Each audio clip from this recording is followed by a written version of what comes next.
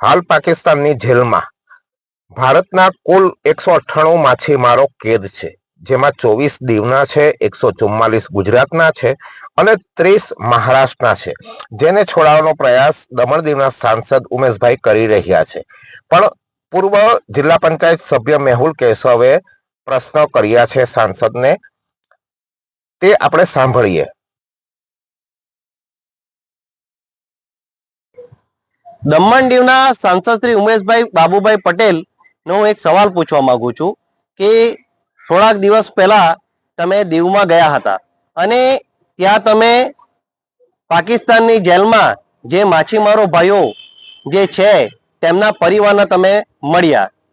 એ સારું કહેવાય, પણ તમે ત્યાં એવું આશ્વાસન આપ્યું છે કે આ પાકિસ્તાનની જેલમાંથી માછીમારો ભાઈઓને હું છોડવી લાવીશ. પણ અમારી માહિતી પ્રમાણે, અમારી ઇન્ફોર્મેશન પ્રમાણે એવું અમને જાણવાનું મળ્યું છે કે આખા ભારત વર્ષમાં જે પણ રાજ્યના લોકો પાકિસ્તાનની જેલમાં બંધ છે તેમને થોડા સમયની અંદર છોડવામાં આવવાના છે. તો શું તમે આ માહિતી તમને મળી ગઈ છે, જેથી તમે એનું જશ મેળવવા માટે તમે આ બધા ગતકડા કરો છો?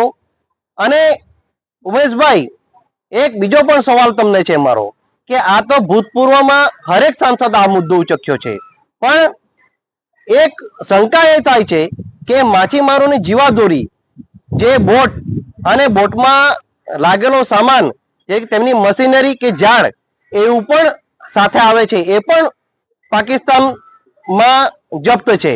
તો એમને છોડવા માટે તમે પ્રયાસ કેમ નથી કરતા? એમાં કેમ તમે કાચા પડો છો? તો શું તમે આ બધું લાઇમલાઇટને લેવા માટે આવું બધું કરો છો? ને શું તમે આ ખાલી બધી વસ્તુમાં તમારે જશે જ લેવાનો છે?